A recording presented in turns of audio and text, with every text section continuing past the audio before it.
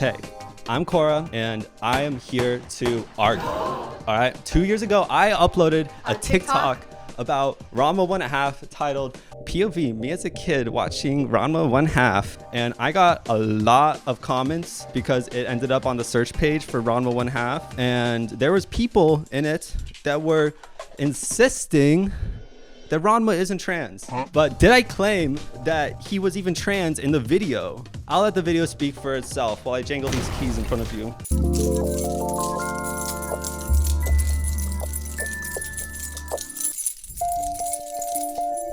Okay, so me realizing I'm trans, I'm me. It's about me, not about Ranma. Okay, everyone?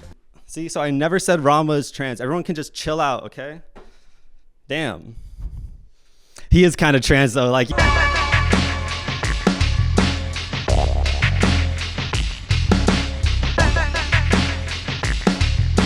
So before I make my argument about why Ranma is trans, I just want to give like a quick synopsis of the show in case you've never seen it. Ranma 1/2, written by Rumiko Takahashi, is a romantic comedy about a boy named Ranma who gets cursed by a hot spring to turn into a woman whenever he touches water. He is then put into an arranged marriage with Akane, who is a girl who basically like hates men. She's like a foil to Ranma because Ranma can change into a girl but is a man. Romantic related antics ensue. The manga was first published in 1987 in the magazine Weekly Shonen Sunday. In 1998, the anime adaptation aired, and in 1996, it finished. Jump cut to 2001. Some guy gets on an airplane. No, I'm just kidding. Later, when I was 13, my friend showed me this anime called Ranma 1/2, and it was pretty good.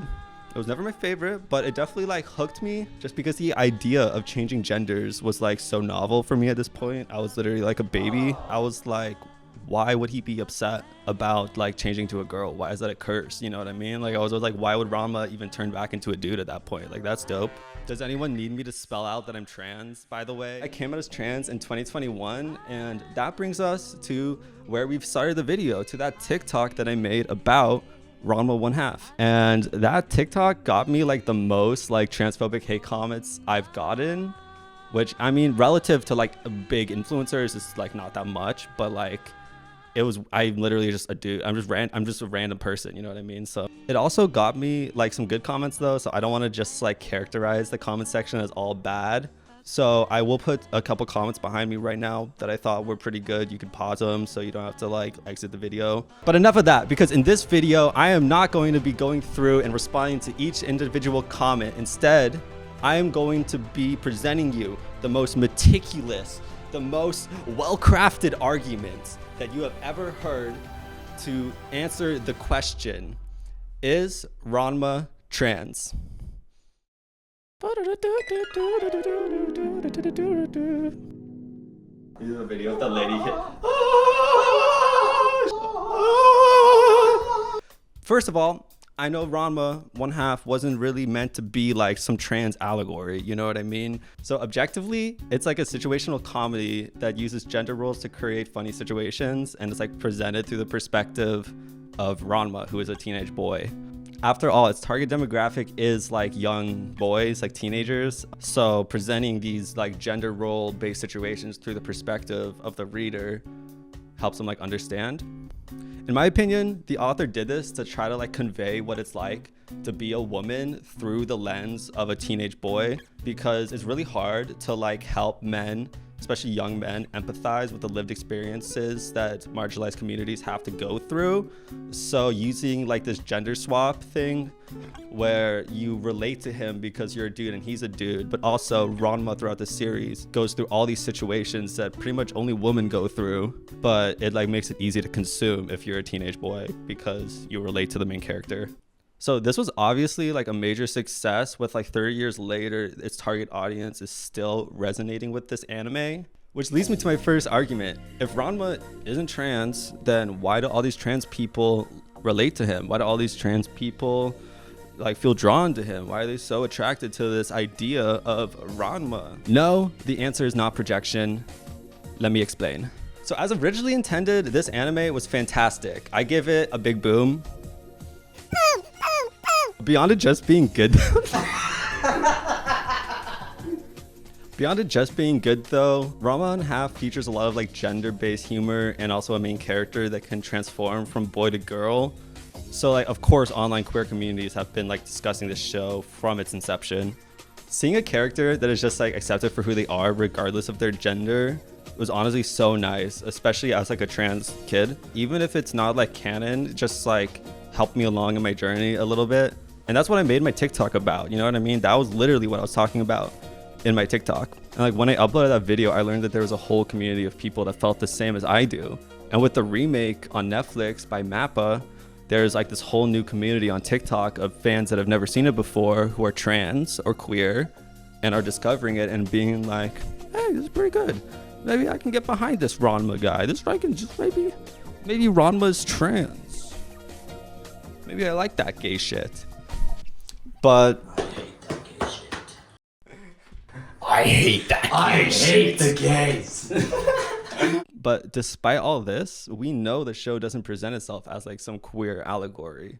So why are young trans people resonating with it so much?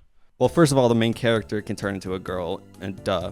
But going further than that, Ranma is a character that works within the same framework as its intended reader, which is that of a teenage boy. And that framework is one that I, as a trans person, shared because I too was once a teenage boy. It makes sense that like as an adult, I can look back and be like, oh yeah, I can see why this show like hooked me so well. It's because I'm gay. It packs the concept of empathy for others regardless of gender in a shonen anime, which is kind of like a Trojan horse, but instead of Troy, it's like a little boy's mind, which I feel like is what we need more of, like, because I feel like they're already doing that with like these like red pillars, you know what I mean? Like if more media like Ranma 1/2 came out, then maybe red pill influencers would have less of an easy time pumping 6th graders full of misogyny. Anyways, this is where the trans stuff comes in, because now as an adult, I can look back and realize that instead of empathizing with Ranma like I did when I was a teenager, as an adult, now I kind of empathize more with Akane. Akane plays the role of someone who hates men. And because of that, she's committed to never losing a fight to a man. So this hyper focus on gender is why I think Akane plays such a good foil to Ranma, who plays the straight man by caring about gender the least, which is the only time I will ever say that sentence in my life.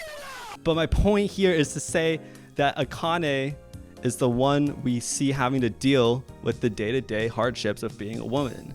And that's one of the reasons why I think the show is so attractive to trans people, because they have like the lived experience to be able to relate to Akane and Ranma. So you kind of get more value out of it. And that's why it's not just projection when trans people look at these characters and say, oh, they're trans, they just like me for real. It's like, no, you just don't get it as a cisgendered person, you know what I mean? Like there is truly more value in the show as a trans person viewing it than a cisgendered person viewing it, in my opinion. Now, for my next argument, the non-consensual transing of Ranma. Okay, so Ranma was born a man, but he fell into a cursed hot spring that turns him into a woman. Against his will, he got his body changed from that of his to that of the opposite gender. And that in and of itself is a trans experience. Like, you know what I mean? Puberty, anyone? Non-consensual body growth to a gender that you don't identify with. This is integral to the rest of the video because that by itself would be enough for me to support my argument. Like it would remain a fact on its own that trans people relate to Ranma because they both went through this experience of like, oh, I didn't choose this. Now, obviously grappling with his curse is not the focus of the show at all. So he basically like speed runs the emotional side of transitioning in like the first 2 episodes. So at first he's trying to fly under the radar. He makes it like 2 hours. And after everyone finds out that he's actually a dude and he's not a woman, he struggles and like fights back and he's like, nah bro, I'm a man. But pretty quickly into the show we see him kind of just stop caring, and then later on we basically see him using radical acceptance for his gender, knowing that despite society's labels he's still Ranma. I think it's cool to see a character that doesn't really care about gender and is presented in a positive way. But I know my feelings don't like change whether or not Ranma is trans. But I don't think that just because he isn't written as a trans character that he isn't one. My personal take is that Ranma became trans when he fell in the hot spring and got cursed. Okay, but he identifies with his assigned gender at birth though. What about that? Wrong! Hear me out. Gender fluid. Gender fluid people like feel masculine and feminine, and sometimes gender fluid people like changing their appearance on the daily to reflect that. With that in mind, let's acknowledge the fact that Ranma is seen throughout the series doing just that. We see him literally transforming into a girl on purpose, putting on girl clothes and going out, usually to deceive people as a disguise, but he seems pretty comfortable in himself, you know what I mean? I don't think disguising yourself as a woman is very cisgendered, Steven Crowder. So a counter argument to this would be that like he's just really comfortable in his masculinity, which is true, but I think a lot of men use comfortability in their masculinity as like a way to preserve their masculinity while expressing feminine qualities. And that doesn't mean their traits that they're expressing are less masculine or less feminine because of that. And Ranma never really makes this excuse. So like I think him being very comfortable in himself comes off as more as like Ranma the person and not Ranma the man. You know what I mean? Like he's very confident in himself and comfortable with Ranma. But that doesn't necessarily mean that it's because of his masculinity. You know what I mean? And like once everyone finds out about his curse and he doesn't have to hide it, we see like a clear disidentification with labels, and Ranma's gender becomes no longer the focus of the story, but ends up just being something that Ranma deals with from day to day. His curse is just something that he has. Okay, so Ranma's gender is irrelevant. When looking at who he is, like he has masculine and feminine traits and presents both in everyday life. So like instead of worrying about labels, Ranma is just Ranma. And I think this is like the strategy that a lot of queer people end up taking. Hence using queer as just a blanket term after a certain point of not giving a fuck, you know what I mean? The radical acceptance of how others perceive you is like very queer in my opinion. Labels come from how other people perceive you, but queerness is implicitly connected to who you are as a person. And that's why most people's heteronormative structure falls apart when you start dealing with like these gender topics, like in my TikTok that I made. So instead of relying on labels and trying to fit them into a box, I'm just gonna say this. Ranma may not be trans, but he sure as hell is queer. To finish this video, I just want to highlight the impact that Ranma 1/2 has had on me and other trans kids growing up on the internet. I watched this show on kissanime.com when I was like 13, pirated. Because of the Mappa remake, now people are seeing it on Netflix and their TikTok feed with this whole new community of people that love and enjoy this show, and it's really nice, honestly. With so much crazy shit happening right now, I think it's nice to see communities of just like-minded queer individuals all getting together to be like, yeah, this show's fucking cool. Being a trans kid is like, tell me if this joke is bad. Being a trans kid is like the Elden Ring of childhood, okay? Because you're lost, it's cold, it's dark, and your best friend is a furry. Positive representation can be like so helpful to ease that feeling of being otherized. And that's why it's important to me.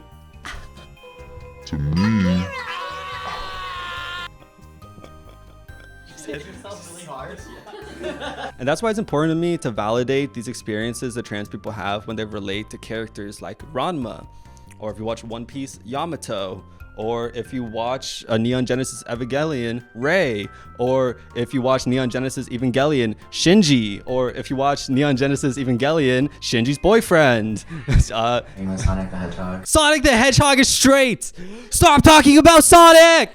Thank you so much for watching. I worked really hard on this video, so if you liked it, please comment below and tell me what you think. I'd love to discuss this topic with all of you. Yeah, and I will see you all later. Bye bye.